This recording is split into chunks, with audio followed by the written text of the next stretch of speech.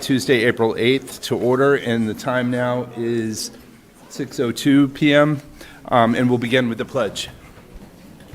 I pledge allegiance to the flag of the United States of America and to the republic for which it stands, one nation, under God, indivisible, with liberty and justice for all. All right, I'm going to go through some of our announcements. This meeting is being recorded by the local scene. Anyone intending to make an audio or video recording of this meeting should notify the chair at this time, and I was already notified. Financial assistance applications are available on the town's website or by calling the Selectmen's office. For anyone interested in volunteering, there are several vacancies on various committees and boards. To see a complete list of the openings, please visit our website at kingstonma.gov. Please also check our website for any additional events or notices. Again, it's www.kingstonma.gov. Kim, I know you have another announcement. Just a reminder, we have the annual Keep Kingston Clean event coming up. We debated which weekend to have it between the people who put the materials together and working with the highway department on the pickup day. We've had some success in prior years having the bags and gloves when people want to pick some up available at election day. So we were thinking having the materials available on town meeting day so people can see the table as they go in or they come out, or maybe people who wouldn't normally attend town meeting can ask, hey, what's going on? But if there's any concerns or objections from the board or from the public on that date, please let me know. I think we could do either the weekend before or the weekend of town meeting. Currently, we're tentatively scheduled for Saturday, April 26th. You can also clean up any day you'd like.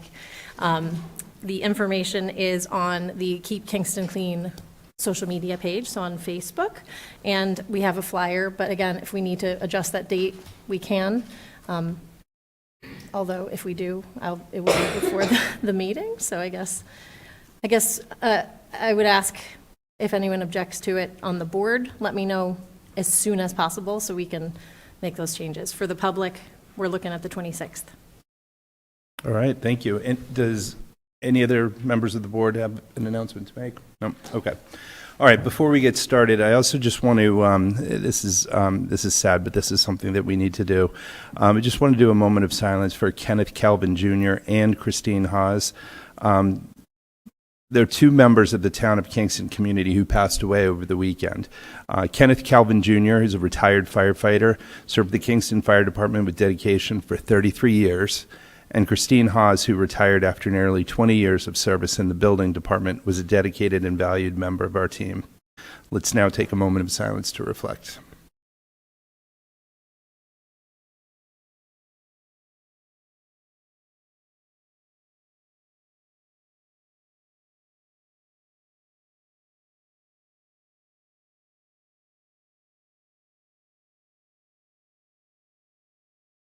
All right, thank you. Before we get started, we will have an open forum. If there's anybody here who would like to address the board, just raise your hand. Yes, go ahead.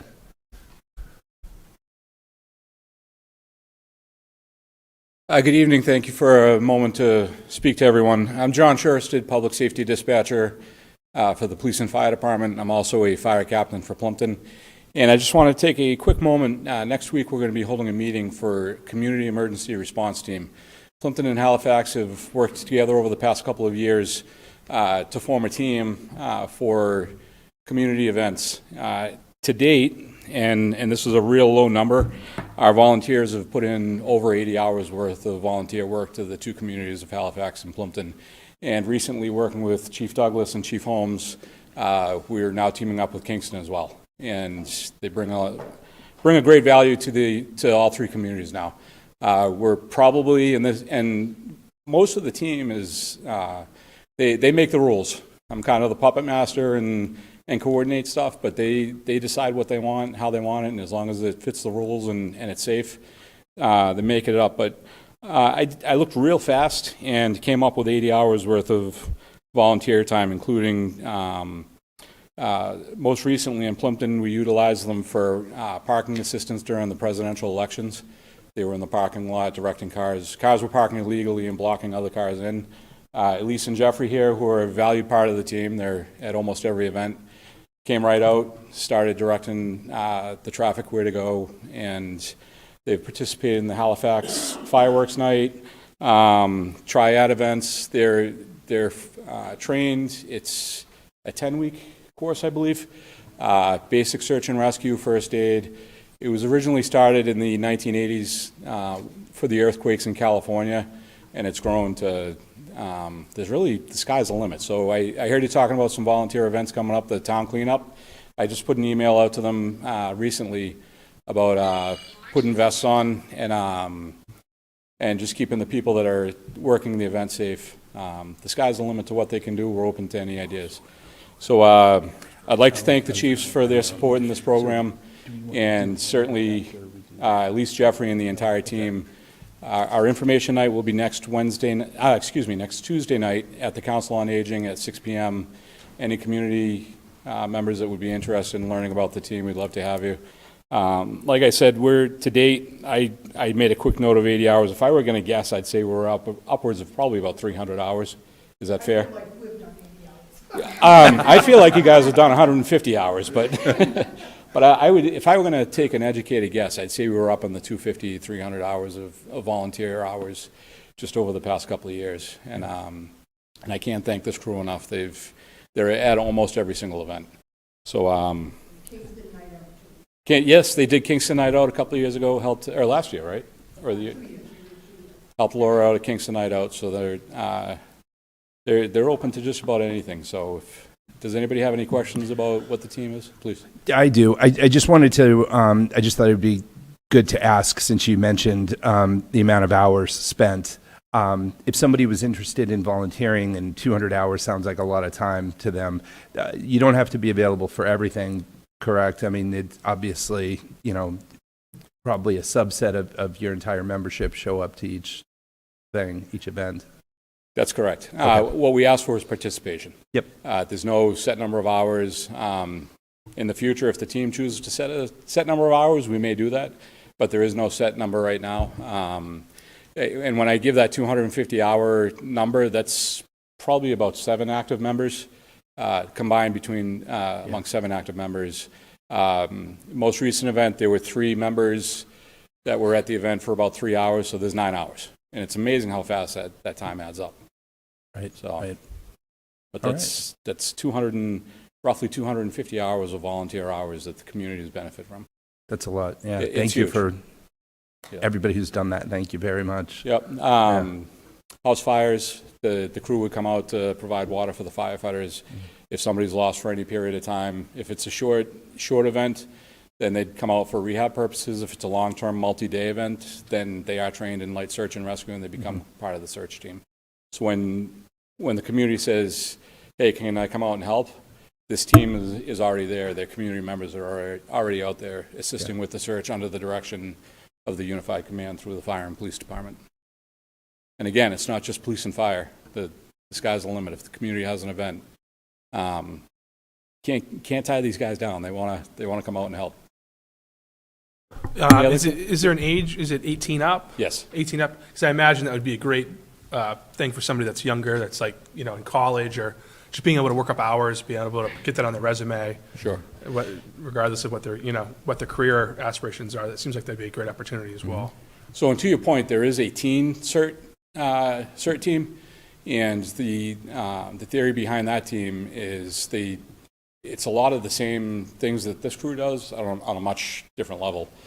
They're learning what the team does, and then once they turn 18, now boom, they're in the position and can roll right into the full team effort. Yeah, I mean, I get asked all the time, like, okay, I'm a senior in college, or I'm a junior in college, and I haven't done anything. This would be a great one to do. It would, and I'll defer to Jeffrey and Elise if a teen cert team is something that we may think about in the future. We don't have our eyes on it right now because we're still working. The team itself is fairly new. It's only a couple of years. Are we coming up on 3 years? Coming up on 3 years. We had talked early on about the vision of adding Kingston at some point, and we wanted to take it slow and do it right, and I think we've done that. The team is very well organized, and we're in a healthy position to make that move. Very cool. There is a real good education. I mean, there is a 10-week program that you have to just anybody willy-nilly out there. We actually have to be trained in doing what we do. If you're going to say anything else, I'm just going to have to ask you to go up there and speak, because they can't hear you online. I was going to jump right in on that. I didn't want to Or on the interrupt recording. Elise, but Or on the she recording. talked about the structure training that the members are required to participate in. It's a 10-week training program. It's for the safety of the members that are going to be out there doing the work, so we do require complete attendance for that program. Okay. And certainly, if you have any other questions, we'd love to see you next Tuesday at 6 o'clock. Great. Thank you so much. Thank you. Appreciate your time. All right, before we go on to our appointments, I'm going to take a couple items out of order. First, we have our attorney, Alex Castro, who's going to talk with us about the open meeting law complaint. And then I'm going to also let the Finance Committee open their meeting after we deal with the open meeting law complaint, so that they can take a vote on one of the articles, and they don't have to stay all throughout our meeting. So first item is our open meeting law complaint filed against us by Patrick Higgins on March 26, 2025 to our town council. So I did take a look at the memo that we got from our attorney, and one of the items is the roll call vote. And it says in the memo that we will retake the vote, but it's actually not. Kim looked at the I emailed Alex as You well, did, just to- okay. to Yeah. clarify. I actually just responded to Kim's email. So I'm happy to modify that, the response to that first allegation accordingly. What I'll probably say is that while that may be what was said on the meeting minutes provided on the town website, there's no obligation that public bodies put their meeting minutes on a town website. It's not the official minutes, and because they're not the official minutes, you can't, say that there wasn't a roll call. In fact, there was, and then I'll cite the video, and then we can just do that, if that's okay, if you guys are on board. Sure, and Yeah. we have to amend those minutes this evening anyway, correct? Yes, Eric? yes. So we can amend those to include the language that makes it clear Okay, that all of the votes were by roll call. All right, I'll also state in the response, because the response isn't due till the 15th. I'll also state that the board did vote to amend the minutes to show that the roll call vote was taken on all votes. Right, okay. And just for the public's benefit, should I go through and read? I don't think you need to. Okay. Do you? It's your call. You can. I mean, we're discussing an open meeting law complaint. You can attach the complaint to these meeting minutes. I mean, yeah, we don't have to run through in and the read packet, every allegation of the complaint. I think it is in the packet, It so, is. yeah. If I could? Yeah, go Mr. ahead. Chair, just real quick, I mean, there were allegations made of open meeting law violations, and according to our counsel, the only violation that was found was there was a mistake made on the roll call vote. So Right. all the allegations that were made, except for that roll call vote, were inaccurate. And so I just think it's important for the public to realize that Yeah. we take this seriously, and the allegations that were made are just not correct. Yeah, and Mr. Higgins is he does this full-time as a job. His email address is, he refers to himself as the open meeting law enforcer. So the town of Kingston is not the first to fall in Mr. Higgins' crosshairs. So. Yeah, no, I found references to him online for over more than a decade of Oh, doing yeah, this big time. to towns across the state. And I think it's Yeah. Alabama or somewhere in the south. Yeah. Yeah. So, Yeah, anyway, he's something special. right. So we can run. I mean, yeah, we can. I can run through our responses. I think we have the first one taken care of now. If you want to move down to the second, I'm happy to explain our response there. If not, I mean, I can just answer questions. You guys call it. Questions? I would just say let's go to questions because we've all read through it. It all looks fine. It's basically denying that, And we still have the Razor Clam license on a Right. future agenda, right. because we never Yeah. voted on that. Yeah, I came across, I was digging through DOG determinations. There was one specifically where I think the agenda item said they're just going to review common vic and entertainment renewals. And then they ended up voting on the renewals, and the DOG said that's fine, that passes muster as far as the specificity requirement. And again, and then as to his allegation that you could also, it's fine that you also discuss reducing the number of razor clamp licenses. The DOG is, abundantly clear that, if a related topic naturally flows from that, you also meet the specificity requirement. And I quit, so I think you're fine there too. I wouldn't even dignify him with saying, we'll move this to another Oh, no, day or that's what we item. said in the meeting. We said in the meeting Oh, this was an issue yeah, that we were yeah, going to yeah, take up yeah. at a future meeting We because did, right. we wanted to discuss yeah. it more. So Okay. it's something that we said we were going to come back to at some future date. All right. Okay. Are And just, there any- Oh, go just going ahead. to jump in with the last one. Just the last one that, I think there was a concession here that, that we didn't initially attach the list of documents, the exhibits to the minutes, but we've done so. And, I'll also modify that to say, you're looking at minutes online. You didn't make a request for the official minutes and, so on and so forth. Okay. Yeah. So I move the Board of Selectmen delegate its response to the open meeting law complaint filed against us by Patrick Higgins on March 26, 2025 to Town Council. Second. All right, all those in favor? Aye. That's unanimous. Well, thank you very much for your help with this. We appreciate it. Not a problem. Thanks so much. If you guys need anything, just hit me up. If I don't hear from you, this will be submitted on the day it's due. Sounds good. Thank you very Okay. much. Thank you. Bye-bye. All right, and next, we're going to, Carl, if you want to call your meeting to order, and then we can deal with your vote.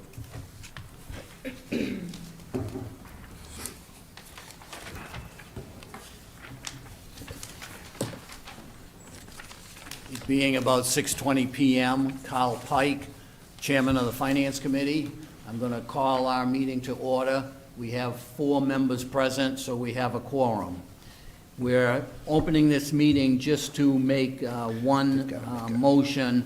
The documents that I sent out earlier today, there is one last change in the operating budget for FY '26. As you know, we have voted all of the budget department numbers. We voted the warrant articles. So I just thought, to be complete, we should vote this last change in the budget. What the change is all about is that we, as you know, we're getting a new resource officer for the Silver Lake Middle School for next year. Silver Lake Regional School District will pay for that officer pretty much 100%. But the timing of when an officer can actually be brought on, go through the schooling, et cetera, is going to result in a less of a payment from the regional school district during the first year, so that we have an increase to the police budget by $50,000. We have the employee benefits budget increased $16,667. And we have the offset of $48,000 coming from the regional school district to pay for most of the cost of this officer. This results in a net reduction to our excess levy capacity of $18,667. Now, I don't want everybody to jump at the immensity of our excess levy capacity, but this will reduce our balance in the budget that we will be sending to town meeting to a grand total of $2,989. In other words, we've utilized every last dollar that we could. So with that, I'm going to make a motion that we recommend increasing the police budget by $50,000, We recommend increasing the employee benefits budget by $16,667. We recommend increasing the local receipts budget by $48,000 for the 6-month payment from Silver Lake Regional School District. Do I have a second? Second. All in favor? Aye.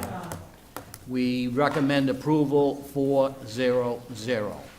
With that, I would take a motion to close the meeting. Second. All in favor? Aye. Thank you. Thank you. All right, next up, we've got the Council on Aging Advisory Board request to amend the Council on Aging hours. Keith, do you want to take this on? Sure. With us this evening is our new Council on Aging Director, Holly Naggetti, as well as a Council on Aging board member. The Council on Aging is looking to modify their current hours of operation. Right now, the Council on Aging is open 8:30 to 4:30, Monday, Wednesday, Thursday, and Friday. And they're open on Tuesdays from 8:30 in the morning to 7:30 in the evening. Because of very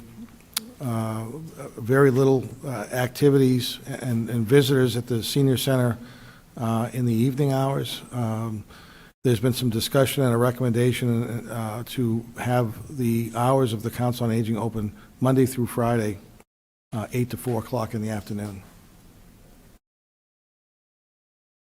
I'm sure Holly will be happy to answer any questions or provide any more detail to the board if you'd like to hear it. Do we have any questions? Well, the only question would be, I know that sometimes we've had evening programs or meetings on Tuesdays, and that was the reason to have another night, I guess one night open late, similar to the townhouse. But if there isn't a need for the evening time, it makes sense to me. And I think they've always had slightly different schedule than the townhouse, so meeting the needs of the folks using the center makes sense to me. I watched the meeting today. It seemed like there was general support.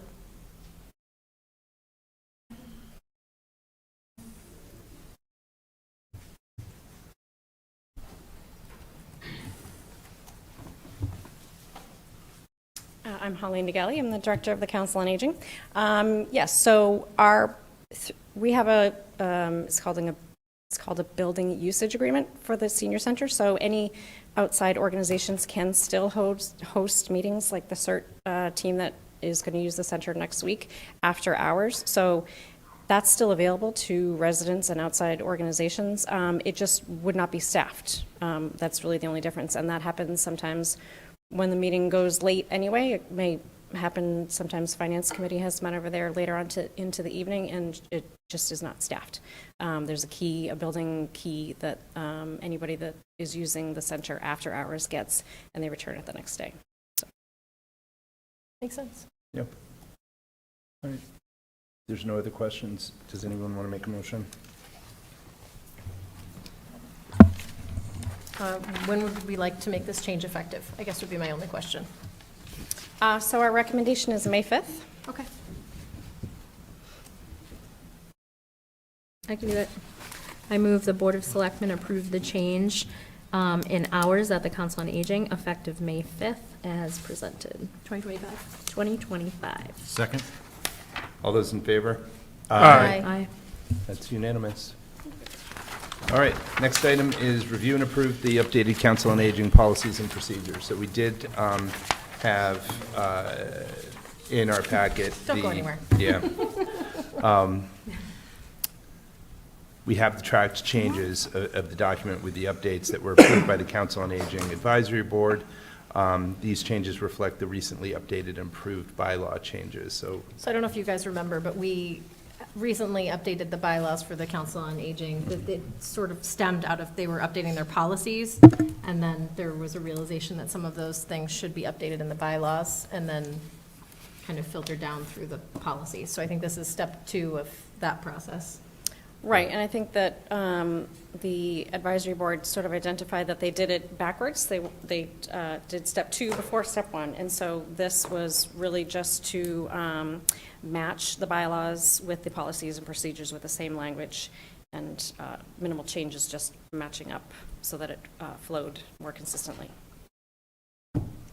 All right, any questions, comments? No? Would anybody like to make a motion? Sure. I move the Board of Selectmen approve the Council on Aging policies and procedures as presented. Second. All right, all those in favor? Aye. All right, that's unanimous. Thank you, Holly. I know. And if they ever change their bylaw, they'll have to update their procedures. Or start saying, see bylaw. All right, next up, we have a presentation from the town planner on a 3A corridor study. All right, so.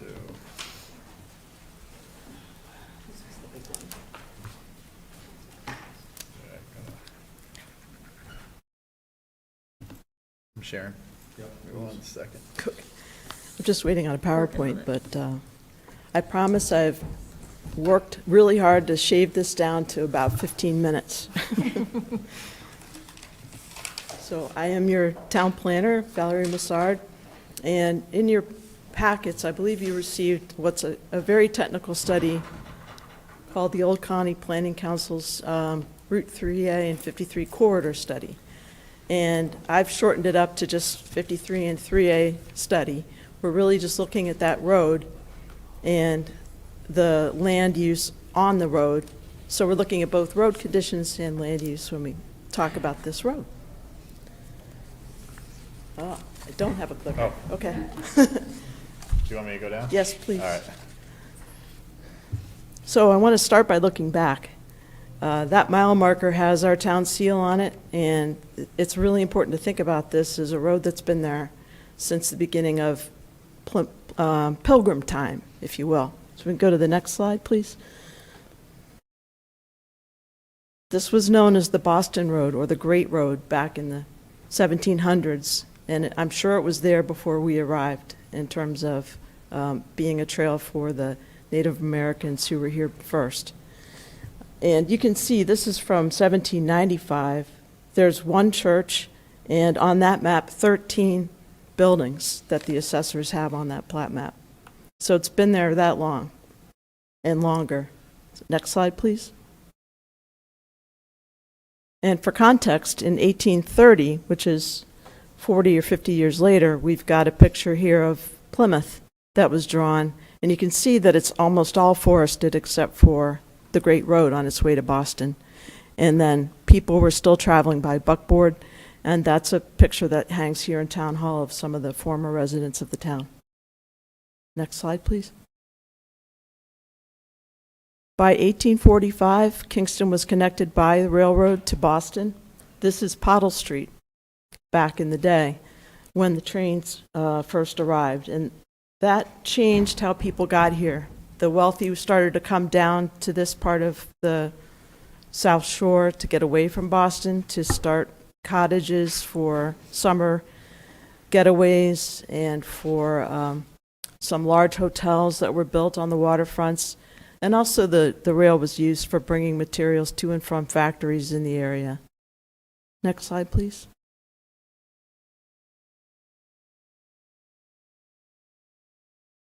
So here we are a few years later in 1876, and the road is still there, unchanged. Rocky Nook was a hill, and we had a lot more houses, which are the little black dots you see along the road, starting to pop up. And you can see the railroad now is connected to Duxbury, and it runs kind of parallel to the Great Road. Next slide, please. Here's a drawing of Kingston in 1885, looking like you're at the landing of Jones River, or the mouth of the Jones River, looking back towards town. So it's a little bit different orientation. But you can see that it's forested like it was in Plymouth, and that it was mostly a farming community with some orchards and hay fields all along the river. And then at the mouth of the river, we had some factories. Next slide, please. In the late 1800s and the early 1900s, the cars came. That's a view of Summer Street. And you can see some of the old style cars that were using the road at that time. Next slide, please. Here's a plat map from 1903. you can start to see that with the car, we're starting to see land getting subdivided. We're starting to see the nook not only look a little bit flatter, but there's also some houses all along the corridor and starting to branch out. There's a couple more roads being built. And the railroad is still there. Next slide, please. And this is Summer Street looking towards town. And we have, for sure, Tom Bouchard's grandfather's house is in this picture. So we're catching up with generations. But this is where we've got more car use, and this is in 1927. Next slide, please. But then came Highway 3, and that was in the 1950s, and it wasn't until the 1960s that connected us to Boston. In 1950, it connected to Cape Cod, and it became the new road to Boston and the new shortcut to the beach, and the beach became Cape Cod. Next slide, please.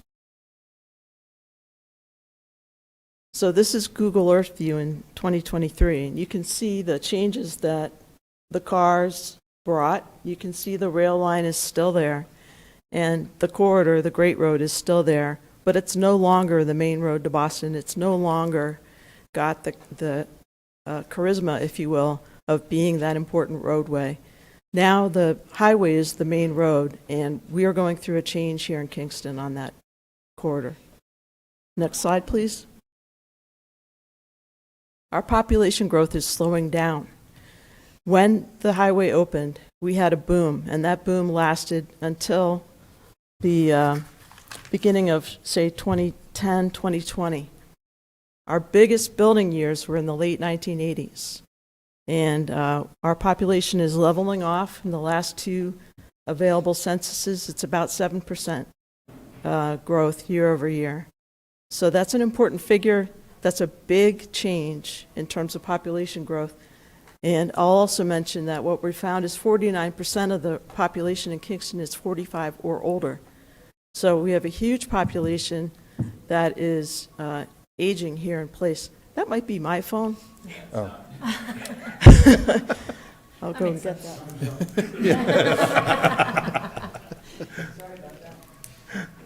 I think it's just, we all were just wondering where the sound was coming from. Once it was located, it was Sorry fine. about that, some kind of an alarm.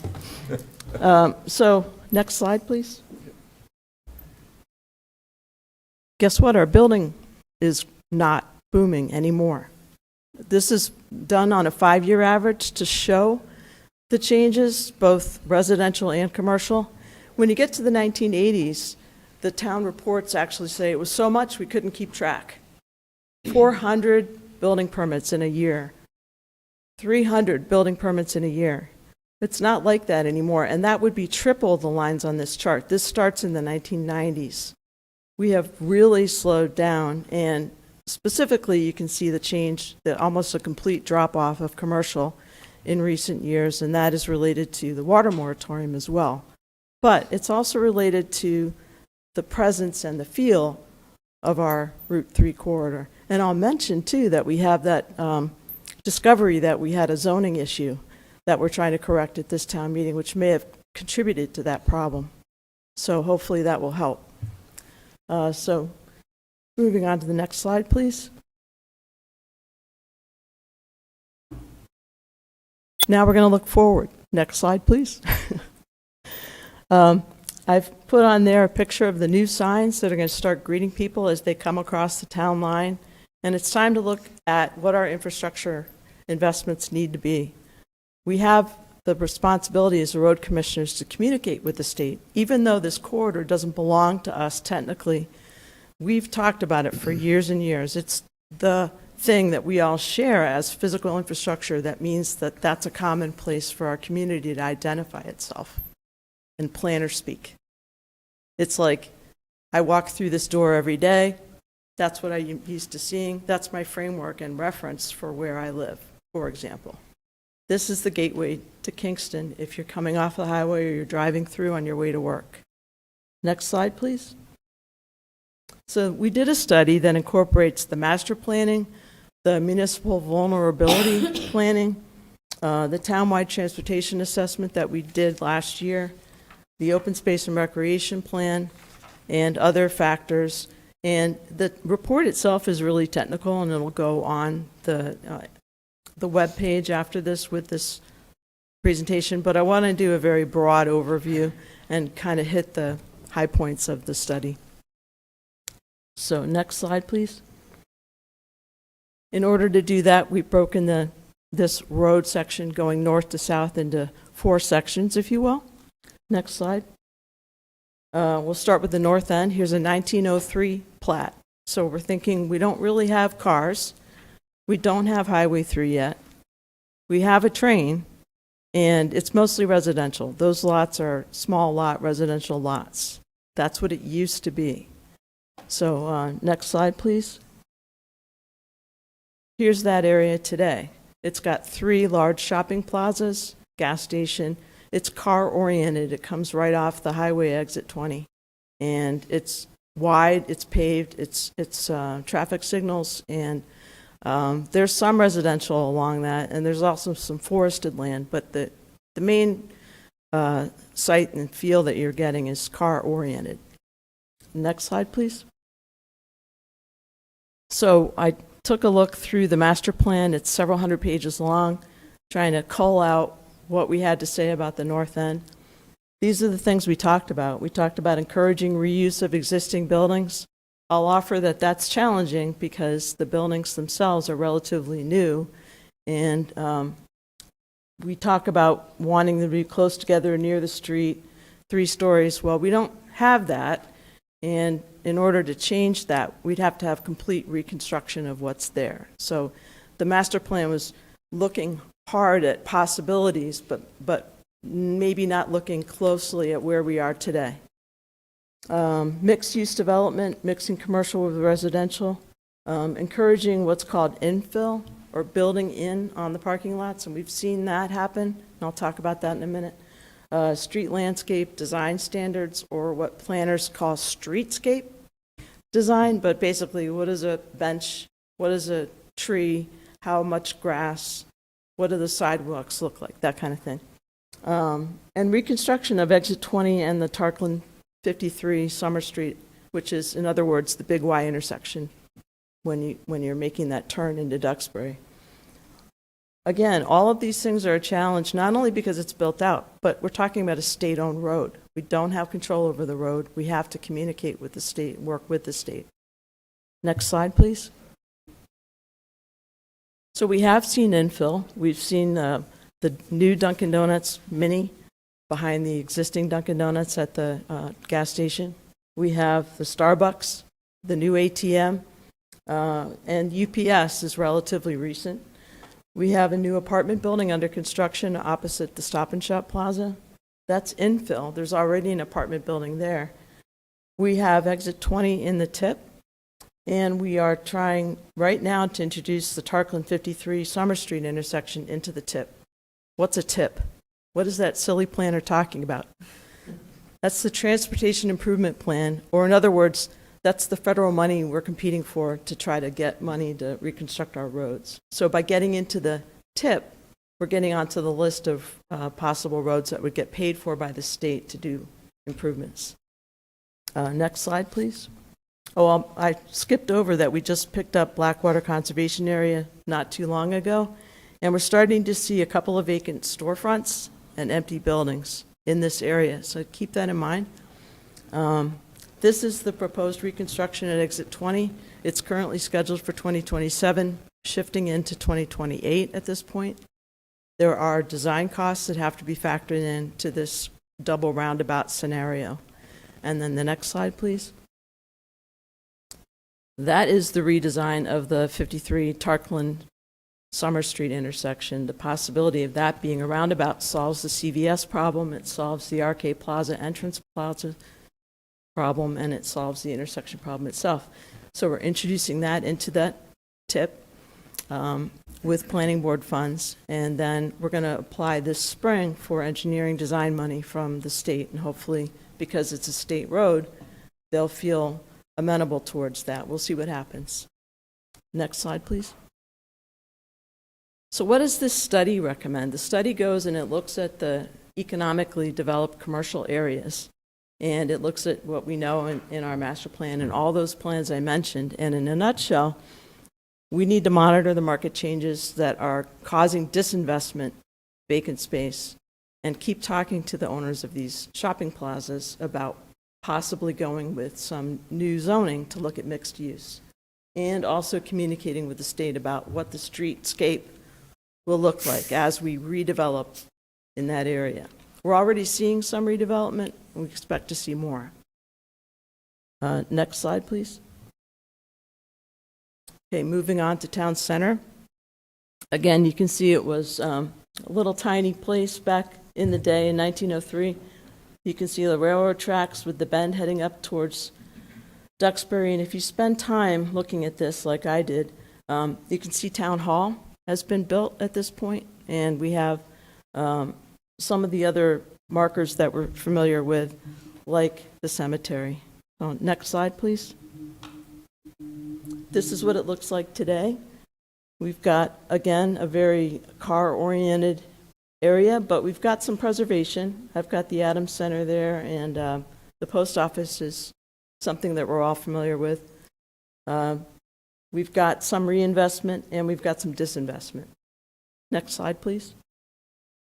The master plan calls out sewer capacity, which we've established, growing the sewer capacity, streetscape enhancements, introducing on-street parking, state road, kind of hard to do, but we've also talked about off-street parking, and mixed use at a moderate scale in a walkable town center.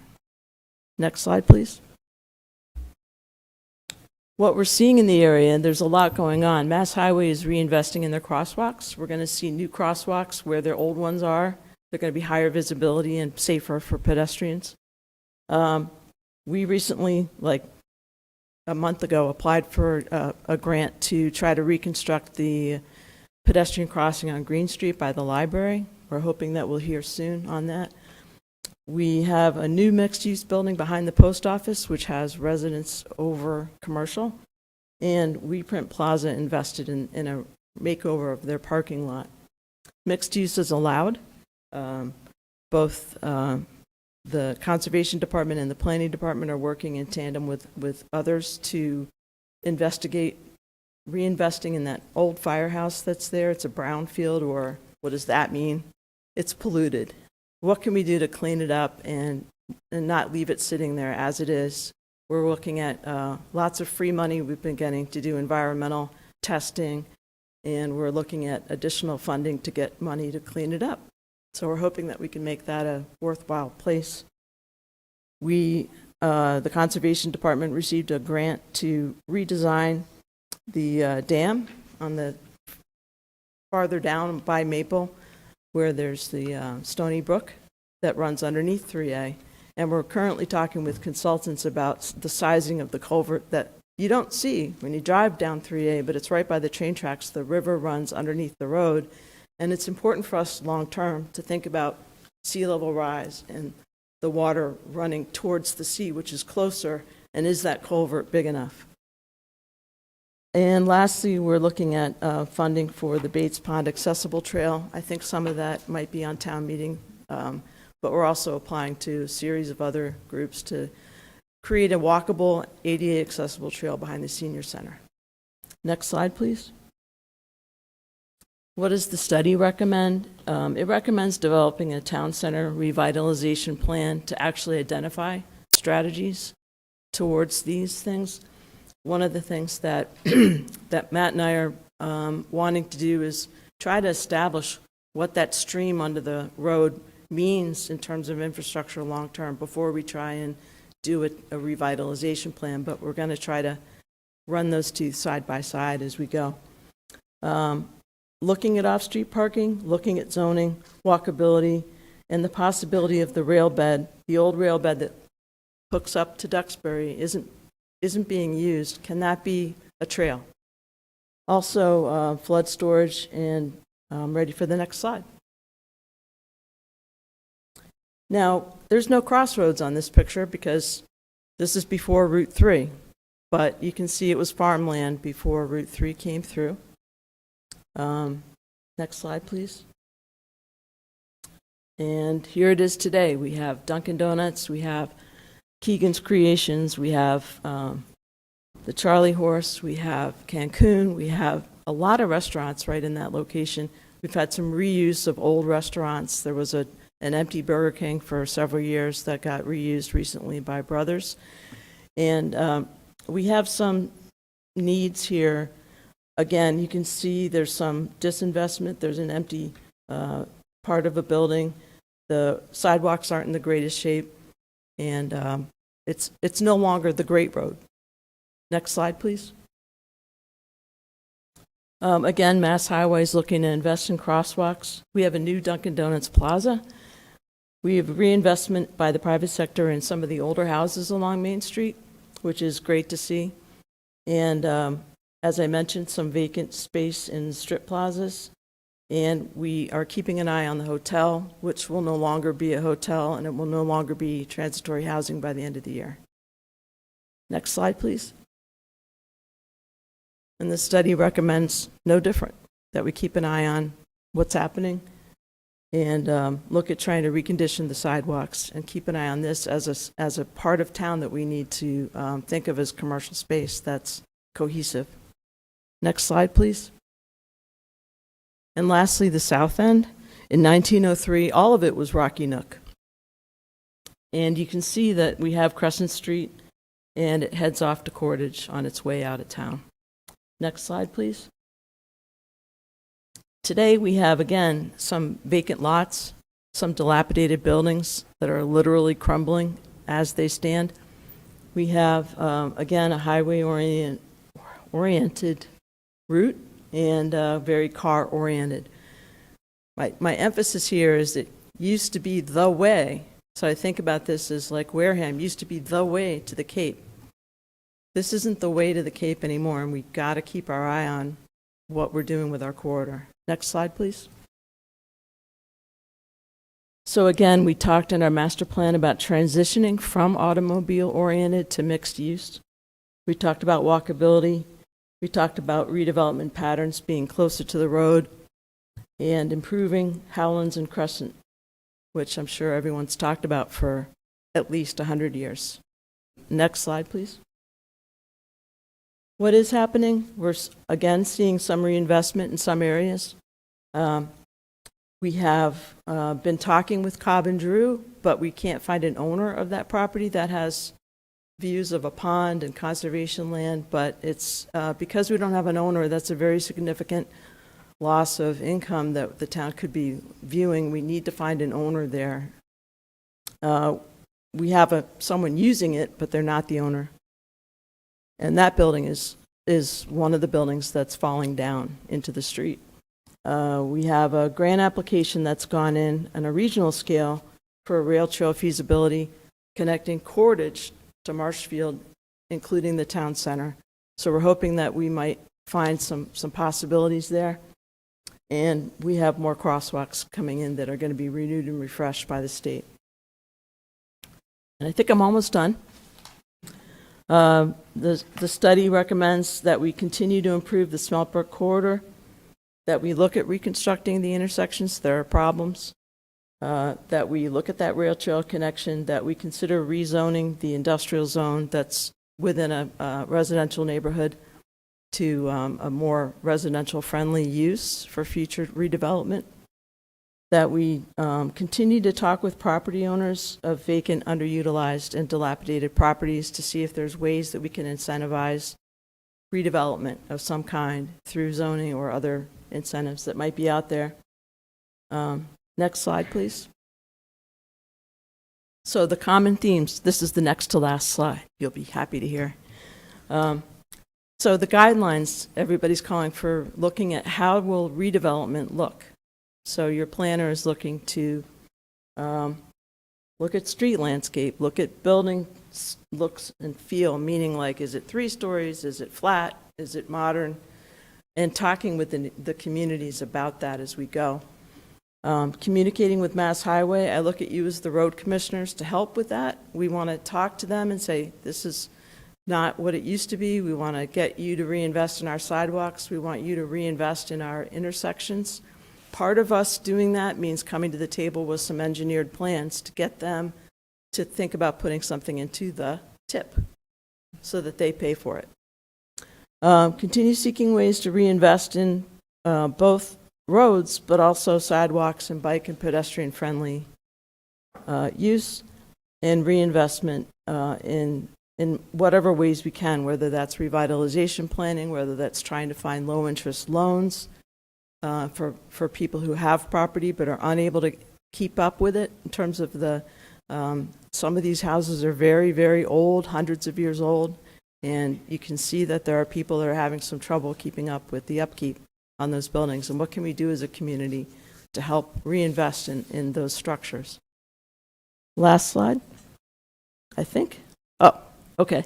You all have a handout that summarizes for you all of the infrastructure, roads, streets, intersections in terms of their level of safety, their level of condition, their level of failure, and why we've prioritized the top 20 public roads, the top 20 state-owned, and top 20 town-owned, and how those fit together in terms of the other plans that we've done.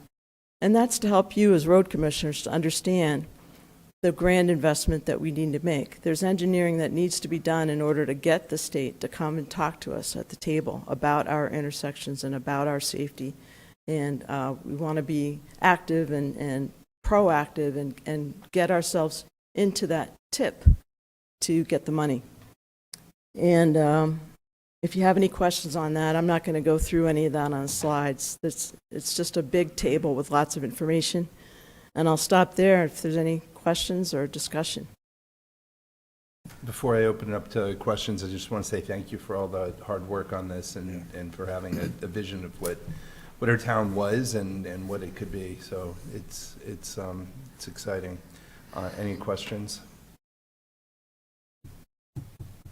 It's a lot to take in.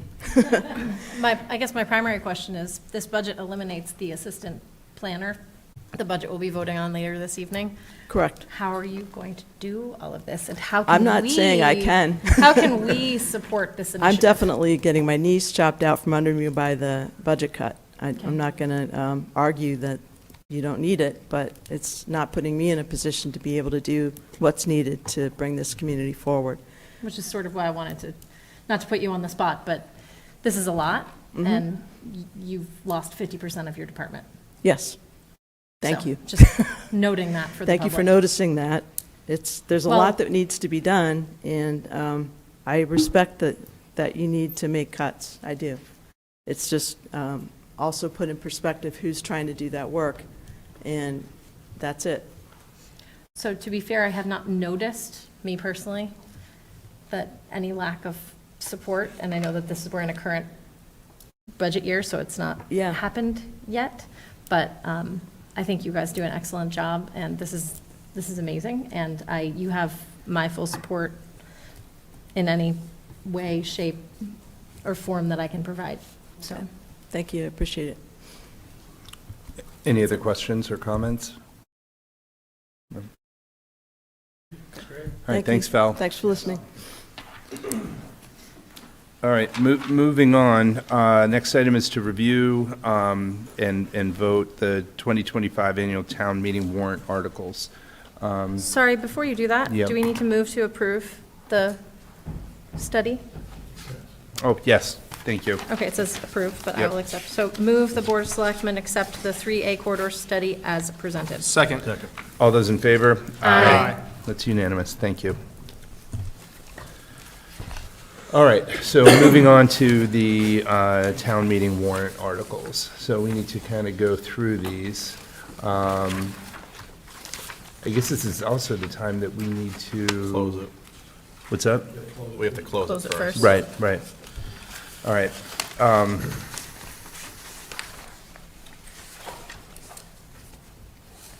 All right, does somebody want to make a motion to close? I move the Board of Selectmen close the 2025 annual town meeting warrant. Second. All right, all those in favor? Aye. All right, and this is the point as well where we're going to, Do we want to authorize the town clerk too? So I move the Board of Selectmen authorize, oh no, wait. Do we need to wait until we vote to do that one? Or, yes, okay, never mind. all right. Never mind. Forget me. So let's just go through these one at a time. Now, do we want to make a motion for each one, or did we wait until the end and then make a motion and include all the article numbers?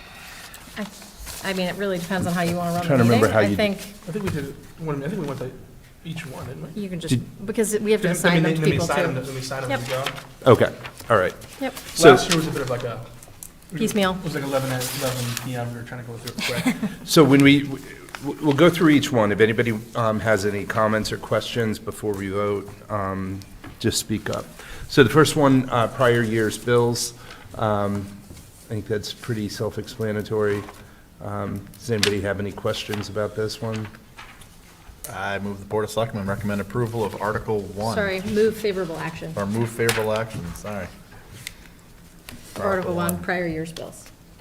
On Article 1. Well, Prior year's bills. second. You get to do all of them now, you know that, right? Nope. It's motion by school committee, so. No, I just mean, Oh, because it's okay. easier for the minutes if the same Yeah, person actually, makes the you're right, motion you're throughout. right. I did it last year, I should have Yep. remembered that. All right, all those in favor? Aye. All right, Article 2, it's the wastewater department supplemental, FY '25. We're not going to pick people now, or We don't do that. This School is- committee does the it's not first sewer. motion. You gotta do it this School, way so you sewer. can see Yep. am I? who it is. Article 3 is our first one. That way. Yep. So this is a motion by the sewer commissioners. So again, this is the transfer from the retained earnings, a sum of 300 grand to the undesignated fund balance. Any questions? Move favorable action on Article 2, wastewater department supplemental fiscal year 25 fund budget request. Second. We're not doing the same person, doing them all? I just felt like Don didn't love that idea, so I just took it over. All right, all those in favor? Aye. All right, Article 3, Fire Department Supplemental FY '25 Budget Request. Any questions here? Move favorable action on Article 3, fire department supplemental fiscal year 25 budget request. Second. All those in favor? Aye. That was unanimous. All right, Article 4, it's the FY '26 General Fund Operating Budget, $61,064,745. Yeah, Keith, go ahead. So, again, Kyle can correct me if I'm wrong, as the Finance Committee Chairman, the only change in the warrant that where the Finance Committee and the Board of Selectmen at this point are not in agreement is the general fund operating budget. The general fund operating budget that the Finance Committee approved includes adding $25,000 to the library book budget. So the board should deliberate as to whether or not they want to add that $25,000 back in and agree with the Finance Committee on a operating budget warrant article number, or choose to leave it as is. Doesn't that include the SRO funding as well, though? Does now. Okay. So just keep in mind, we eliminated a position in the planning department. What was, And we reduced the hours at the transfer station, and we made other Right. cuts as well. And those are all approved by the Finance Committee as well. right. So just me personally, I have a hard time adding books back in to it. So I think For there me. there was significant discussion at the library trustee meeting as well as Finance Committee regarding the eligibility for state funding. So that number is the minimum number to qualify, I believe, the way that it was presented. So, and I don't know if anyone's here from the library to speak to that. So our total change in the budget is 25K for book budget and So Then we, plus the SRO. is the SRO accounted for in this number? It is. It is, okay, but okay. the library books are not, So Correct. it's just the 25K that we're talking about. that That's we the would only be adding discrepancy. Yep. for the library. So just to get clarification, so if they don't buy $25,000 of books, then they're not, No, it has It's to be the budget. budgeted It's the for. budget. So they have to, you can't cut the library unfairly compared to other departments. That's the way that they work that. But again, I'm not a library trustee, so So- I'm just watching their meetings. So we're dropping our cash down to $2,000 for 25,000, that's tough. How much time do we have to present this to the town clerk? So we're posting, the plan is to post this tomorrow. Yeah, I know, okay. So, So you don't have to, you don't have to vote in favor of it, but you'd have to No. explain it to town meeting. No, I know. Yeah. well, so, correct me if I'm wrong, we're voting, we can vote this number. That includes. Oh, it does include the 25. Yes, I'm sir. sorry, Yes. that's what I was missing. So Okay. keep in mind, Finance Committee presents the budget Uh-huh. traditionally in Kingston to town meeting. And the Board of Selectmen's vote will appear on the warrant. Yeah, so I feel like I wouldn't be able to support, but this is just me, I'm just speaking for me. I wouldn't be able to support that without more information from them. And that's my fault for not getting it before tonight. So that would mean I would not support the entire article, which is, then we can explain that at town meeting. But if everybody else is comfortable with it, someone can make a motion on this article. I guess I move favorable action on Article 4, FY '26 General Fund Operating Budget. With the total number of. Well, as is. Isn't Yeah, it just- it's as is. Isn't it just as is, yeah. All right, do I have a second? Second. All right, all those in favor? Aye. Aye. Aye. And against? Nay. Nay. So it's 3-2. All right, Article 5, Water Department Enterprise Fund Budget and Retained Earnings Appropriations. Any questions? Well, we never assigned, We don't have to yet, do we? for Article 3. We usually do that. We haven't done Yeah. it. Well, it's up to you guys. We can do it. The following article, the following meeting, we can do it tonight. Well, just do it, get it done Let's just with. do it now. Fire Department supplemental budget, Yeah. I can do it. Okay. All right. Article 5, Water Department Enterprise Fund Budget and Retained Earnings Appropriations. Any questions? And if not, does someone want to Oh. make Well, finance. someone want to make a motion on 5? Sorry. Move favorable action on Article 5, fiscal year 26, Water Department Enterprise Fund Budget and Retained Earnings Appropriations. Second. All right, all those in favor? Aye. Against? No, that was unanimous, okay. All right, Article 6, leaching field debt expense reallocation. So this is the article where the sewer department is asking us to cover 1/3 of the leaching field debt service. Based on research that was done with our attorney, there's no way to do this long-term, so this is just for 1 year's debt. Any questions? As the article is written, it's raise and appropriate, not free cash, correct? Correct. Okay. I mean, I just want to, I wasn't at last week's special meeting to talk about this, about some of the logic behind the 1/3 of it being for phase 2. And I just throwing it out there. Recording in progress. Now they're recording me. No, I think it's one thing on its own to stand there and say that the town is gonna pay for 1/3 of it. To go back in time and say that that was something that was promised in 97 and 99. The people I've talked to, including family members who were on boards then, I haven't heard anybody other than Brian say that. So I'm just gonna when I watched the meeting and that's what was talked about. Last year, we were told we were not gonna be paying for this. That's why people voted for it. We were told we were not gonna be voting for, we would not be paying for this. And I saw people, including myself, change their tune in that room. So I will be voting no on it, but I also want to be publicly saying no on it because of this 1/3 argument is just like a straw man argument. And I feel like a lot of people last year I've talked to said we wouldn't have voted for that if we knew that we were going to be paying for that. So that's my stance. I wasn't here last week to frame it, but I'm here now, so. So here's my take on this. We have a short-term issue, we have a long-term issue. So To me, the short-term issue is if we don't fund this, and Elaine, can you correct me if I'm wrong, or Keith, or anybody else? If the town does not pass this, then this ends up getting restructured into rates and back on the ratepayers. And if that's the case, that to me is a short-term problem that I would support this for at least 1 year, not necessarily, I certainly. In to raise and appropriate, though, not one time, like free cash? Well, that's another option that I think could be potentially, but Elaine, am I right? I mean, You if it- are, you are yeah. 100% correct, and Tyler, you are correct as well. New information comes up, history gets, so everybody's correct tonight.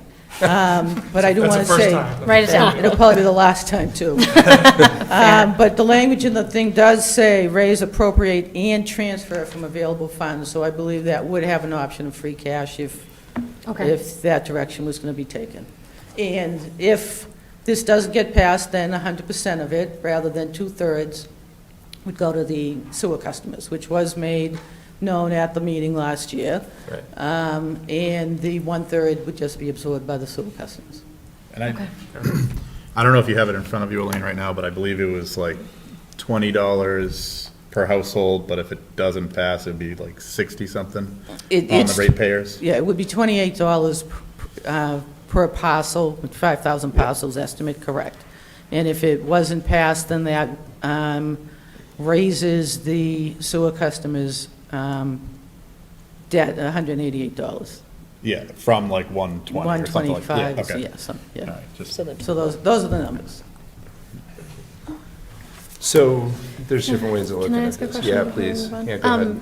Keith, when we're talking about free cash numbers and the excess levy capacity, are we assuming the 137,820 was assessed under the levy, Yes, not free cash? correct. Okay. I just wanted to make sure that, yeah. because we were down to 2,000 something. Right. So I just wanted to know where we were kind of earmarking that money to come from. Okay.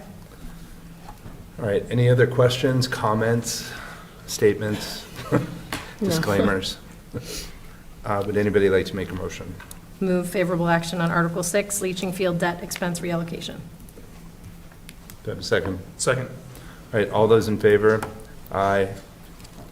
All those against? Nay. No. All right, so 1 to 4, And that the sewer commissioners are presenting that. yes. All right, Article 7, wastewater department enterprise budget and retained earnings appropriations. Move favorable action on Article 7, fiscal year 26, wastewater department enterprise budget and retained earnings appropriations. Second. All those in favor? Aye. Nobody had any questions? Yeah. No. Okay. Maybe because you I just just made figured a motion. I can make the motion and then they can, Yes, they can talk correct. after. All right, Article 8, renewable energy This enterprise is one of fund the budget. recurring articles. I assume the moderator will probably put that in a consent agenda. Right. Move favorable action on Article 8, fiscal year 26, renewable energy enterprise fund budget. Second. All those in favor? Aye. And who wants to present it if I'll it's not take it. in? Take up for a Oh, minute. that was a good one. I was gonna I take that. spoke up. Yeah, We'll give it to Tyler, it's his last time. Oh, jeez. We should give him So you're all not to going to Tyler. make him present anything? All right. We'll find the most difficult. I'll find one for something to you. talk about. I can't keep my mouth shut, so. All right, revolving funds? Yes. Move favorable action on Article 9, revolving funds. Second. Tyler, All you those gonna in- second it, Tyler? Second. There you go. All right, I know, but I wanted to, it's easier for the minutes. all those in Fine, favor? Dawn. Aye. Aye. Aye. All right, and who's going to Did do it? Finance I can Committee do not that vote one. on that one? Finance committee voted 5-0 on that, I think, right? Individually. Oh, that's right. Oh, okay. But they're all unanimous? Interesting. Okay. You said Missy? Yeah, I can do that one. All right. All right, Article 10, Okay. establishing a police activities revolving fund. Are there any Hold on a questions second. before we move on this one? No, I think the chief spoke about this in our last did. meeting. All right, motion? Move favorable action on Article 10, establishing a police activities revolving fund. Second. All those in favor?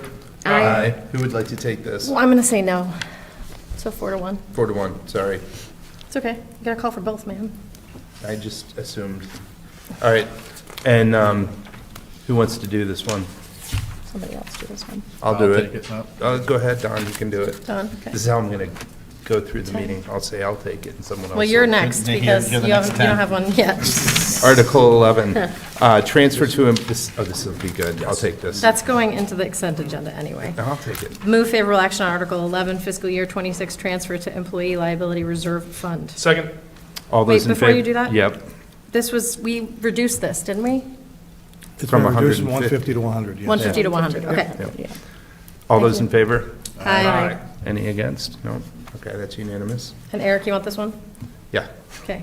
Article 12, this is OPEB, and it was also reduced. Move favorable action on Article 12, transfer to other post-employment OPEB, health insurance liability fund. Second. All those in favor? Aye. That's unanimous. That's Finance Committee makes that Committee. one. And transfer to stabilization fund, Article 13. Move favorable action on Article 13, transfer to capital stabilization fund. Second. All those in favor? Aye. All right, that's unanimous. Article 14, transfer to municipal building insurance fund. Move favorable action on Article 14, transfer to municipal building insurance fund. Second. All those in favor? Aye. Unanimous. That's Finance Committee. Article 15, Does anyone have any objections, I guess, to any of the projects? yeah, so that's a good point. Yeah, if So Finance Committee was not supportive of the engineering on the first section of projects, but everything else looks like it was unanimous.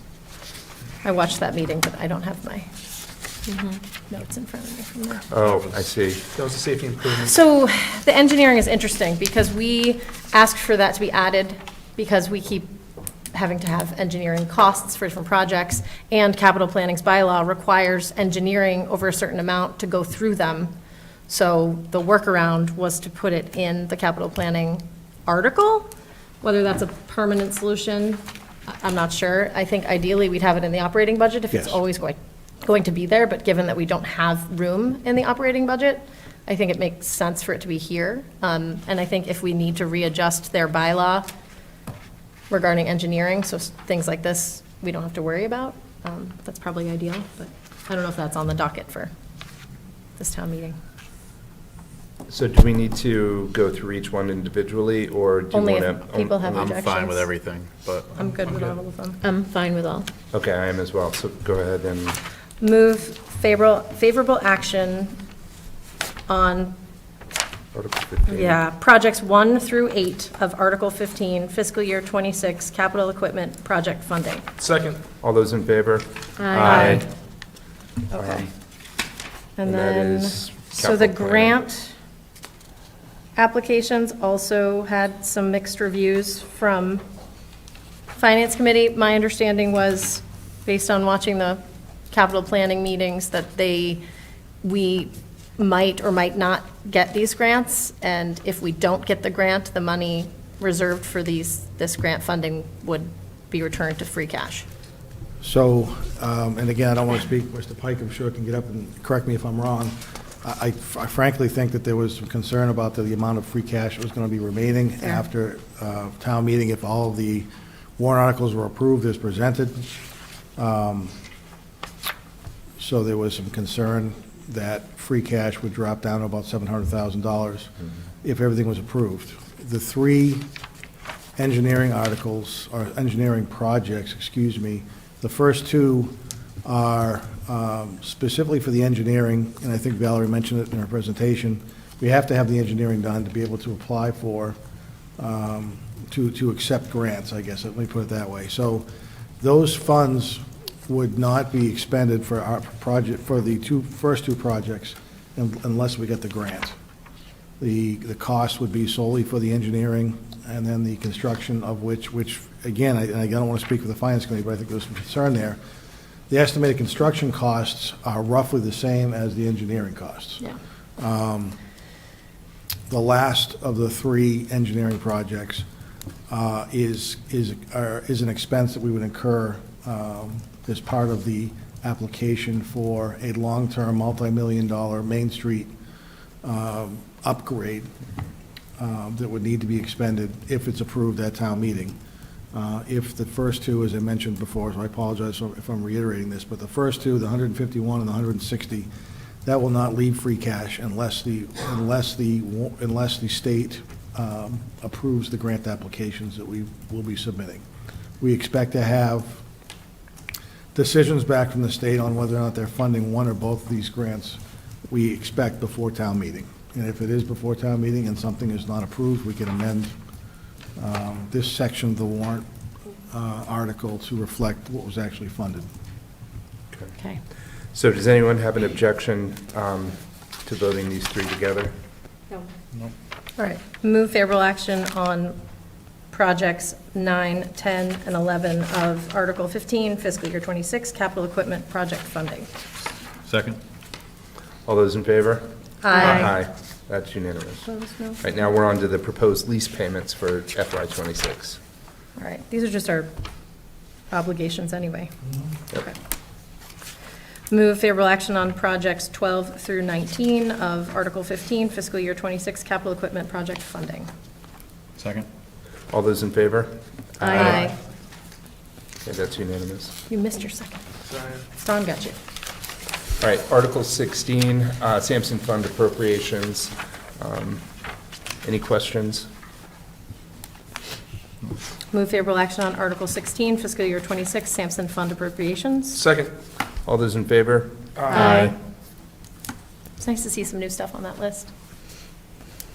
Article 17, Oh, boy, is this another, oh, no, 18 is the recommended projects. Move favorable action on Article 17, Community Preservation Committee Administrative Budget. Second. all those in favor? Aye. That's unanimous. We don't have many selectmen articles. No.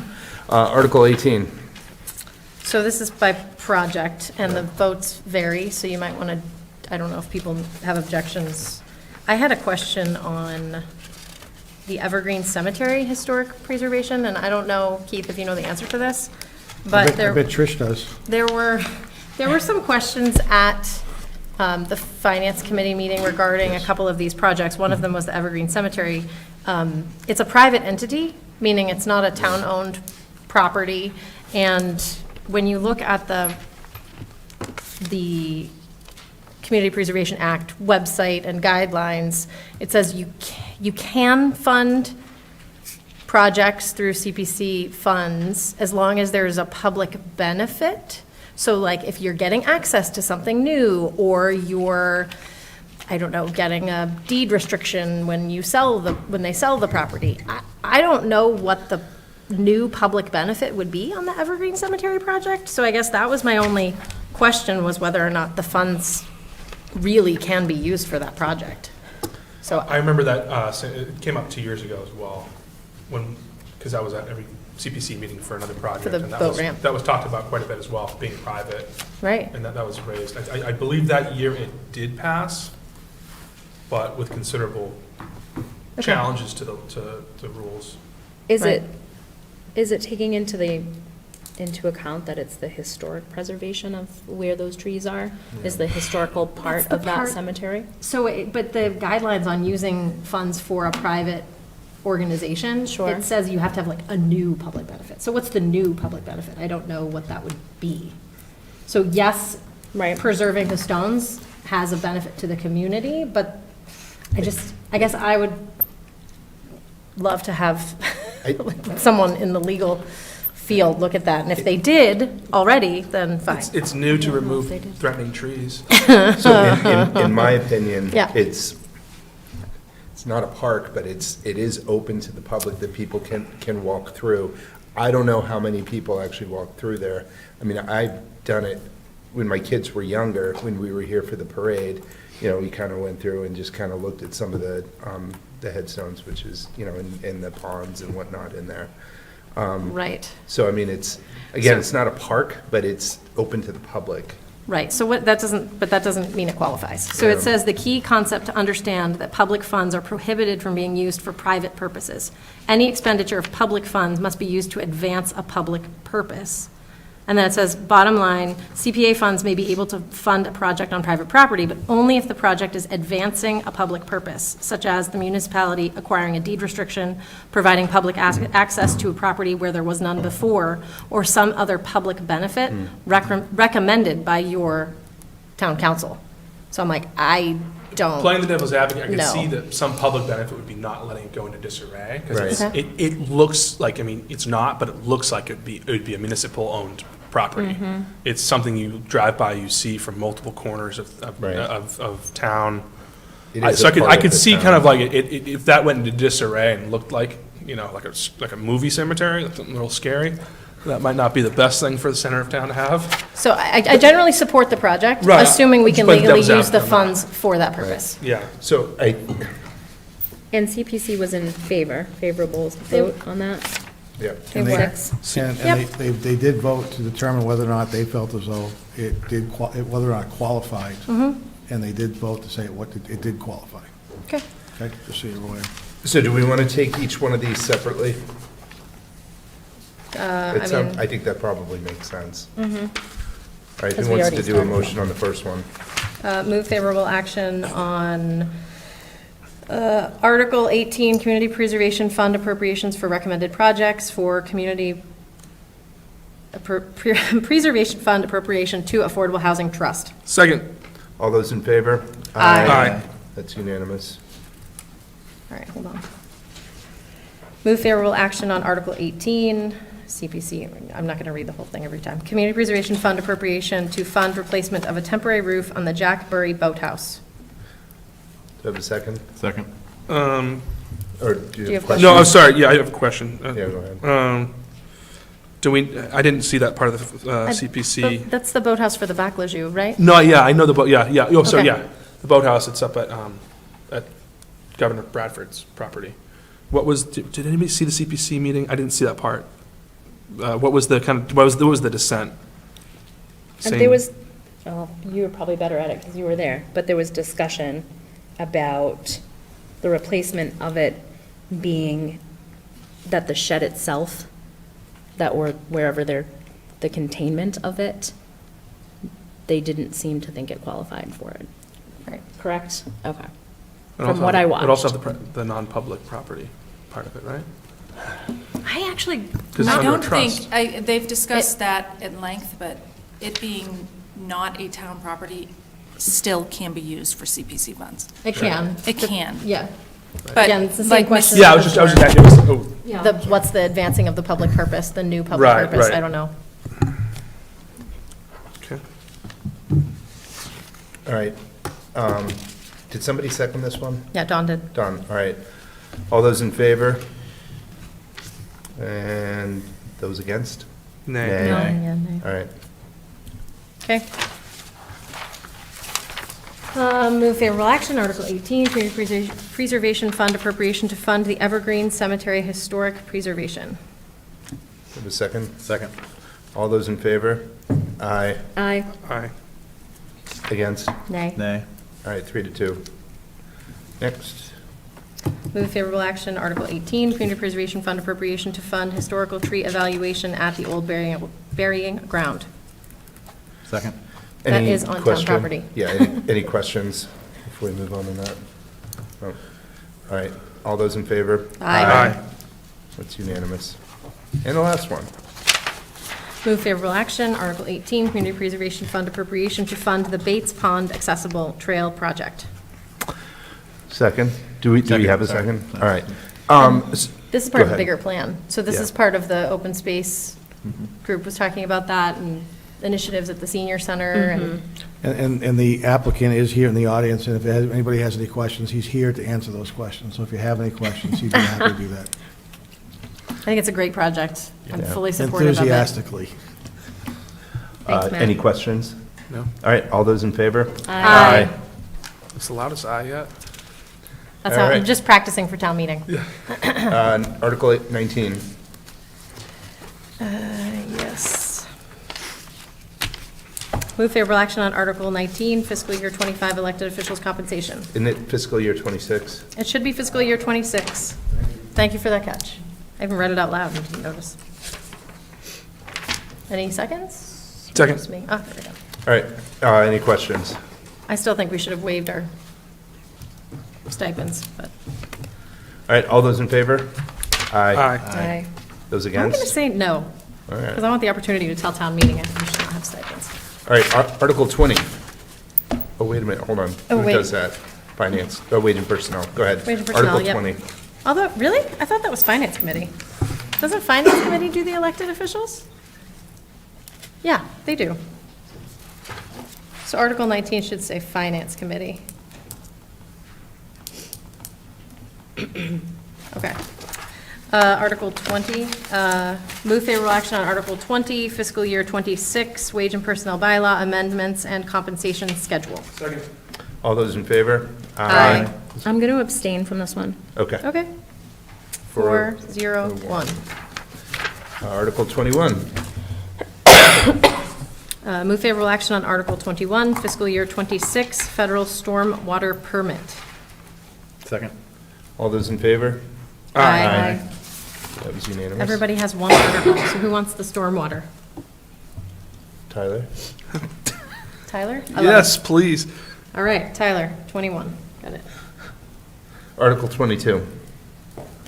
Hold on, I want to read it first. Oh, yeah, that's fine. Move favorable action on Article 22, reallocate prior year appropriation. Tyler's already up there, so. Is there a Do we second? have a second? Second. All right, all those in favor? Aye. Aye. I'll take this one. Okay. 22. 23 is up. Yes, move favorable action on Article 23, waterways improvement funds appropriation. Second. All those in favor? Aye. All righty. Waterfront committee. Article 24. Oh, yes. Move favorable action on Article 24, creation of a public works department. Although I'd Second. like you to present on this one, please, momentarily. Can you give us an update on what's going Yeah. on and what the working group has talked about? Because I don't think we've talked much about it in our meetings. Do we have I don't think we have the diagram. I wasn't prepared to I have it in my to emails, talk if you about want it it. tonight, but we can go over I think it's that. just a good opportunity, too, to, Yeah, so we met 2 or 3 times, I think 3 times since December. So we met with Water Commission, Sewer Commission, with a member from each, the fire chief, Keith and I. Who am I missing? Is that it, Keith? Paul Basler, thank you. Because as you know, Paul Basler retired, and rather than immediately hiring a highway superintendent, this was the time to take a step back and take a look at what the creation of a public works department would look like, with the idea that we would potentially create a director of public works who would head up the public works department. do you want him to put the slide up? No, it's Okay. fine, because I don't have it to send it to him. I- I'm just I going to was- explain it to you. Okay, that's fine. So it's pretty simple. So a Department of Public Works, the way that we've envisioned it, would oversee the highway department, the water department, and the sewer department. So there would be those 3 departments that roll up into Department of Public Works. And the Director of Public Works would also be taking on the tasks of the superintendent of the highway department. So we would still have the highway department foreman, but the Director of Public Works would be overseeing all 3 departments, kind of doing an outlook of where the town needs to be. What's that? Do you want me to share it? You can if you want. This hasn't been voted on. It's just, it was something put together for the working group. It's not, I guess, the official, like an official No, handout it's or not anything. No. So one of the key things that we didn't want to do is eliminate the water commissioner or the sewer commissioner, and still keep those, still keep the commissioners on, because we do not want the Board of Selectmen to be water commissioners or sewer commissioners. Is it similar structure to the planning department right now, where the town planner has elected officials that she works with, but the planner administratively reports to the Correct. So town like administrator? day-to-day operations, the Director of Public Works would Both the water superintendent, the sewer superintendent, and the highway department foreman would report directly to the director of public works. Hiring, the commissioners would have a say in the search for their department staff. The superintendents would then put forward their recommendations. The director of public works would put forward make the hire and oversee the staff. And then we would do the appointment like we do with all the other positions. So water commissioners and sewer commissioners, and Keith, correct me if I'm wrong, or Mark, raise your hand if I'm forgetting something. Elaine, you weren't at the meetings, and nobody else here was at the meetings. But please, somebody interrupt me if I'm leaving anything out. So the water commissioners would still be putting together the budget. They would be putting together policies and procedures, working on bylaw changes, that sort of thing, looking at and they would work together with the director of public works and the superintendent on planning out projects. But that director of public works would be able to coordinate projects across the department. So rather than the water department having a contract with one vendor, Okay. you know, it would, the town would have, would be able to share that and share resources. So, you know, the idea is that there could potentially be some cost savings, but also there's just going to be a lot more coordinated effort across the departments because, and with public safety, because there's a lot of stuff that goes on that needs police department and fire department coordination, especially when they're doing road work. That's kind of the biggest area. So, but the water commissioners and the sewer commissioners have their expertise in that area that the Board of Selectmen don't. So that's why, you know, we really aren't looking at getting rid of or even combining the commissioners. A lot of towns across the state have done this in the past, and a lot of towns locally have departments of public works. It doesn't matter how big the town is. Kingston has definitely grown quite a bit, but there's a lot of smaller towns that have public works departments. Some of them have a public works commission, so they've kind of combined the commissioners, you know, water and sewer together, and they might have 2 from water, 2 from sewer, or something like that, to create a new commission. But that wasn't something that this committee was really looking to do. There was some discussion about longer term combining, you know, water department and sewer department, but that's not something that we were not bringing that forward. You know, and that would be something that the water department and sewer department and the commissioners could certainly talk about doing something along those lines, longer term. Keith, what am I forgetting? I think you've summarized it pretty well. I mean, very simplistically, the day-to-day operations of the water and sewer department would be under the supervision of the public works director. The public works director would work with the water and sewer commissioners to look at long-term capital plans, discuss changes to their bylaws, you know, things of that nature, discuss budgetary needs and things of that nature. But ultimately, it's going to be the director of public works who is responsible for the day-to-day operations and, you know, the oversight of the staff. One thing that has come up in the past when we had a special legislation consideration at town meeting was, why does it need to be special legislation? Why can't you just change a bylaw? Why does it need to go to the State House? And that might be something that we should address at town meeting, because I think when you look at this long legal document, people get a little nervous, and that just might be something, Eric, if you're, I'm assuming you're going to be presenting this article. Yeah. Maybe you can talk about that when we get there. Mark, is there anything that I'm forgetting? Okay.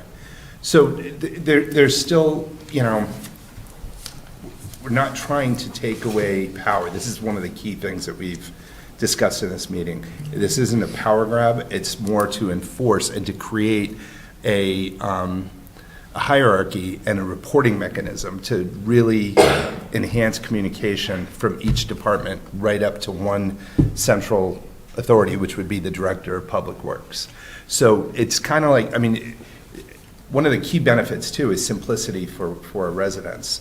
So if your kid is struggling in math, do you walk into the TA's office and say, my kid's having a really hard time with 5th grade math, I want you to do something about Hopefully it. not. He's going to say, It's not an issue. you need That's to not gonna call work out. the school department, you call your teacher, that, we have nothing to do with that. But we do have people who come in who are having issues with water or sewer, and it's like, and you have to explain to them, it's not under our purview. It's a Right. completely separate from our town, and it doesn't make sense, it's confusing. I think there was discussion as well about if you have a question or an issue, you have to call a meeting, and there's notice requirements and posting Correct. requirements, and decisions can't be made as quickly, currently, and Right. as collaboratively. No, that's So- correct. So, this way, it's a direct line of communication from the staff to the superintendent to Director of Public Works. Day-to-day operational things can happen a lot quicker. It can happen real time, the same In day. private sector, we'd call it removing silos, right? I mean, that's typically, that's how it's talked about, is removing silos to have communication and. And then there's also, potential, and this is down the road, there'll be opportunities for they still do it somewhat now, in terms of sharing equipment, but there's also, cross-training and whatnot, so, there's opportunities for that as well. But a lot of it is just the daily operational, tasks, and that's what really, and this will enforce that, rather than it just depend on how the current people feel, if that makes sense. So this enforces it. So, and that's something I think that's going to be important. And we'll put together a presentation for the town meeting Okay. to kind of go through this. And we still have one more meeting. Water commissioners voted 0-3-0, correct? Yeah, Oh, did they re-vote? They voted today, and I okay. don't know what their, I think it was 0-3. They were going to vote Okay. again. And water commissioners have not voted on this yet. No, I think they were saying they voted They today. voted today. Water did? They did. But wasn't sewer gonna, I know they were gonna have another meeting, I thought they were gonna take another vote.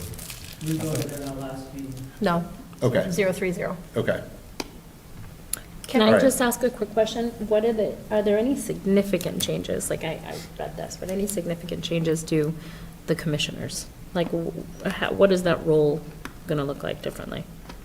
So Just like Policymaking instead of day-to-day policy management. making versus management? Similar to the recreation commissioners. So it's an advisory board? Well, they're still essentially. policymaking, so planning board. Sure. They vote and then. Okay. they weigh in Direct on reporting, hiring and firing. I mean, Yep. that's Day-to-day issues. day-to-day, yeah. That would Okay. be- Right. So similar departments would include conservation, although they're appointed, they have a conservation commission, but the conservation agent reports to the town administrator. Recreation, similar, and planning. And recreation and planning have elected officials serving in, as you know, policymaking roles, but day-to-day administration through the town administrator. And just to also give you an idea, the Brian and. Donahoe? Yeah, was a representative from Sewer Commission. And then Bob Erlinson was there at the last meeting. They both said that they understood what we're trying to do and even support it to an extent, but they felt it was too rushed. They wanted to wait another year. Interesting. But the problem is, and work with the departments to even possibly merge their departments. Again, I don't know how much of that has actually been explored by both commissions and those departments, but that's something that they thought might be interesting and doable to save money, but they wanted to put it off a year before doing it, But couldn't that still be at done least. under this already happening? That really has no ramifications Correct. to this happening. And this So- person, a director of DPW can actually help guide that, if that's Yep. something that those two departments wanted to do. So it really depends on what they decide. We weren't pushing for that at all. That was just something that was discussed between those two members. So, You mentioned the foreman of the, there would be a foreman of the highway. correct. Did you also mention the transfer station? Because transfer station has a foreman as well. Yes, Okay. yeah, they do. They have a transfer, and that's in the there. diagram. Yep, Yep. okay. Thank you. Any questions? All right. You want to make a motion? Sure. Move favorable, ooh, I think we already did. No, Oh, I did. I seconded, Yes. yeah. Oh, and you seconded. All then right, we're in all those in discussion. favor? aye. Aye. I just really wanted to move favorable action, Tricia. All right, Article 25. That's you, Eric? Yes, Yeah, I'll that's take Eric. it. Article me to take- 25. I was gonna say, do you want me to take 22 from you? 25. That's fine, we'll figure it out. Yeah. Yes. What was 22? I don't know, the repurposed Lake Street shared use path engineering fund approved. Okay, at the- so you're gonna do that one instead? The very long. Dawn's gonna do 22 instead of Eric. Okay. All right. Actually, could, Did you get that, Dawn? I think I'm good. I was gonna say, does anyone want to explain this one, but I've watched the Finance Committee meeting, so. Move favorable action on Article 25, adopt Chapter 22 of the HERO Act for cost of living, adjustments and an additional property tax exemption. Second. All right, all those in favor? Aye. Aye. No. Against? All right.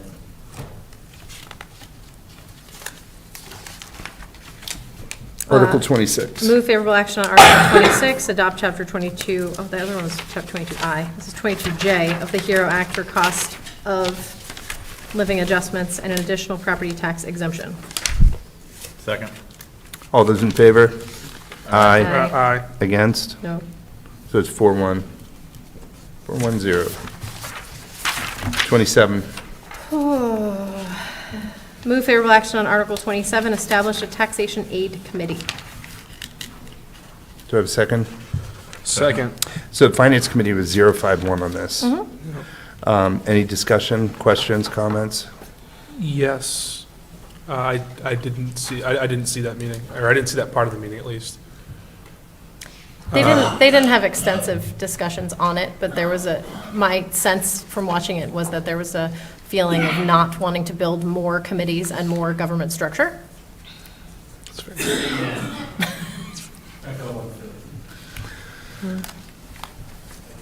All right, did we already have a second? Yes. Okay, all those in favor? Against? Nay. All right. 050. And the Board of Assessors are doing that. Article 28. Move favorable action on Article 28, authorize the selectmen to accept/dispose of property. Second. All those in favor? Aye. Anyone against? No? Opposed, Okay. 500. And who wants to take that? I can do that one. Okay. Missy. So just so that you know, 28 and 29. 29 are sort of tied together. Stand by. They're tied together, so they are Okay. related, so Yep. it makes sense if it's the same person. Well, Planning Board is doing But the 29. planning Oh, board should never be mind doing then. that one, yeah. Forget it, you can do that one then. It's just 28 for me. Excellent. So, move favorable action on Article 29, amend zoning bylaws and zoning map for mixed-use redevelopment overlay district, MUROD. Second. All right, all those in favor? Aye. I don't know if you're supposed to say Murad, or if it's the same letters. Okay. Murad. Move All right. favorable action on Article 30, modification to zoning accessory dwelling unit. Do you have a second? Second. All those in favor? Aye. That was unanimous.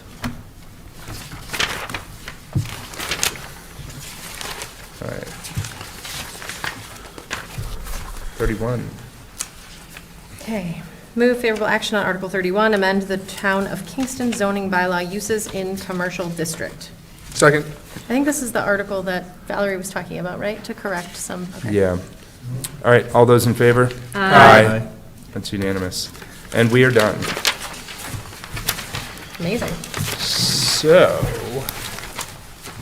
Wait, do we have, so we really don't have that many articles, huh? we don't. Because there's going to be a lot of consent. Three? No, actually, not that many. All right. The next item for tonight is appointment to Agricultural Commission. Due to a resignation of last board meeting, Associate Member Elizabeth Corbett is requesting to be moved from an associate member to a voting member. The Agricultural Commission provided comments to their recommendation of having Ms. Corbett as a voting member. I move the Board of Selectmen appoint Elizabeth Corbett to the Agricultural Commission effective immediately through June 30th, 2026. Second. All those in favor? Aye. Aye. All right. Acceptance of donation to the Council on Aging. I Anybody move would the like- Board of Selectmen accept the following donations to the Kingston Council on Aging in memory of Mary Bowman. $25 donation from Kathy Hogan and Stacy Watts. $50 donation from Alan and Christina Palmer. $50 donation from Robert and Pamela McMurdo. $50 donation from Constance and Barry Murphy. $25 donation from Jean McAdams Jenkins. $100 donation from Dorothy Dolly Bicknell. Second? All those in favor? Aye. All Thank right. you so much for those donations. Yes. Next item, close annual town meeting warrant and authorize town clerk to post. We have a couple motions. Yeah, We already closed. So we have the second motion. I move the Board of Selectmen close and authorize the town clerk to post the April 26, 2025 annual town meeting warrant. Second. All those in favor? Aye. No citizen petitions this year, huh? All right, so we have some meeting minutes, and one of them was already, if I noticed, it looked like you already amended that in the packet, is that right? So Yeah, and it was highlighted. There are some amendments, sorry, guys, I Okay. submitted some amendments at the last minute, so that's my fault. They are in the packet, if you want to take a look at them. Or the amendments? Yeah, they're mainly just some adjustments to wording and things, Okay. not significant to content. But the reason we have the two separate motions here, I think, is because we had the Right. amendment to the one we already approved, right? Yep. Okay. So do you want to add the dates to the first one, if you've amended the other ones? We can just say as amended on the second Okay. motion, right? So I move the Board of Selectmen accept the amended open session meeting minutes of February 25th, 2025. Second? All those in favor? Aye. I'm abstaining because I wasn't there. Okay. Okay, 4-0-1. Technically, you can vote on minutes if you watch the recording. I didn't. I move the Board of Selectmen accept the open session meeting minutes of January 21st, 2025, February 11th, 2025, and March 11th, 2025, as amended. Second? All those in favor? Aye. Perfect. All right, town administrator report. Just a couple of quick things. Our Ring Road drainage project is underway. Our acting streets, trees, and parks superintendent, Sean Turner, has coordinated the necessary detours of the police department, the fire department, and our school department to minimize the impact on the residents and the school buses. The water department and their engineer met with the police department and Mass DOT today to review and finalize the, Route 3A paving activity to put the final coat of asphalt down on Route 3A. That will occur during the week of April vacation. There's been some interviews for an assistant director of elder affairs. I expect to have a recommendation to be brought forward, to the April 22nd Board of Selectmen meeting. And I've also offered to go to the Council on Aging every first Thursday of the month to spend however much time I need to have conversations and hear concerns and provide information to the seniors. If there's another group who wants me to spend some time with them, I'd be happy to do that as well. Thank you for all of your efforts during the budget. I guess, and lastly, I just want to thank the group of department heads who really came together, worked hard to over 4 months to put together a budget that certainly everybody didn't get what they wanted completely, but we understood what the the limitations were, and I think that the budget will provide the necessary departmental support that the community has learned to expects. Thank you.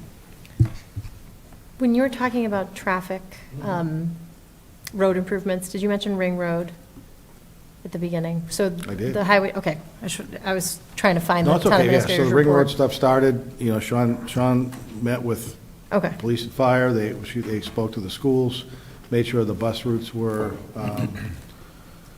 amended or modified to make sure the kids get picked up, but not impact the construction area. So Sean's done a great job at managing that as well. perfect. And I also just want to add big thanks to Sean because he's starting to get pretty busy and he's doing both the foreman and the Yeah, superintendent's he's doing a job. great He's done a great job stepping up to help us out. So, Yes, he has. yeah, big thanks to him and all the staff there making it work. I meant to mention this during the budget discussion, too. I don't know if folks had a chance to watch the school committee meeting yesterday, the local school committee, but they had, they found an extra $96,000 in their budget because something was duplicated, and they moved that money to a long-term substitute line. So I just wanted to let you guys know, so. Excellent. So our next regular meeting is April 22nd, 2 weeks, and then we have our town meeting on April 26th, and the elections are on what date again? May? Oh, gosh, that's Saturday? No, No, not not 5th. 5th. It is May, The hold on, elections? May 17th. 17th. Thank you. All And right. keep Kingston clean, Yes. April 26th. All right. Any other comments before we adjourn? And if not, would someone like to make I'd like to make a motion to adjourn. Second. All right, all those in favor? Aye. And we're done. Thank you.